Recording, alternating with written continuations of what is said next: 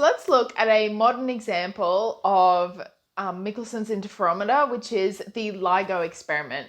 LIGO stands for Laser Interferometer Gravitational Wave Observatory. So you've probably heard about the discovery of gravitational waves. Back in 1916, Einstein predicted the existence of gravitational waves when two very massive objects, such as two black holes or two neutron stars, as they orbit each other and collide, Einstein predicted that gravitational waves should ripple through space when these very large objects collide, because it's a massive energetic event, and he predicted that it would disrupt space-time. Now, gravitational waves would be very difficult to detect. It would be, even though these are very, very energetic events, as they sort of radiate out from that event, the intensity is going to be really low, and we would expect them, by the time they reach Earth, to be very, very small signals and hard to detect. So what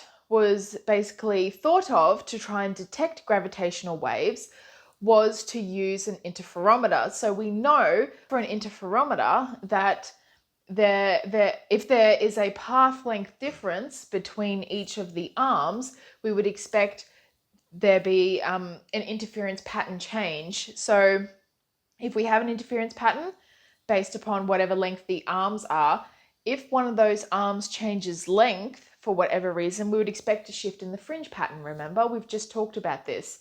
And this basic idea was thought of to use for detecting gravitational waves. So essentially what happens is, when we have two arms of the interferometer, as a gravitational wave would pass through, it would change the length of one of the arms. So when it changes the length of one of the arms, the interference pattern is going to change, and that's the detection of a gravitational wave. However, the change in length is very, very small. It's a fraction of the size of a proton. So to detect such a small movement, we need instruments that are very, very sensitive. So that was one of the major hurdles, and why it took so long after Einstein first predicted gravitational waves. That's why it took so long for gravitational waves to be discovered. One of the ways to try and make an interferometer that is that sensitive is to make the arms really, really long. So in the original Michelson interferometer, the arm to detect the ether, the arms were only about 1.3 meters long. Now for LIGO, the arms are each 4 kilometers long. So 4 kilometers is really, really long, and that's about as long as they could make it at the time. However, there are little neat tricks to use to try and increase the length that the beam travels without actually increasing the arm length. So what was eventually built was several mirrors were placed within each of the arms of the interferometer.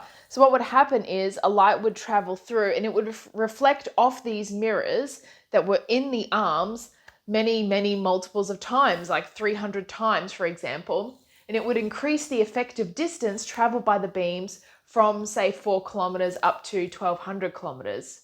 So the ingenious addition of the mirrors in the interferometer arms was a great way to make the interferometer more sensitive, but also what it would do is there would be more laser light. So as the laser kept shining down the interferometer, you would end up collecting more photons, and the more photons was better for sensitivity, and so that made the interferometer more sensitive as well, because really that's going to help how many photons get back into the detector. So you might be thinking that if these interferometers are so sensitive, aren't they going to detect other movements in the Earth that might throw off the signals that the scientists are getting?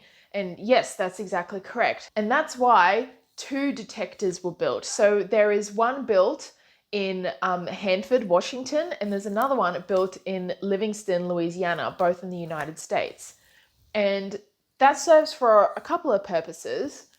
Firstly, it's so that things like trucks driving nearby earthquakes, even people, anything that you can hear or feel is going to be detected by these interferometers. So even things like cars driving past, etc.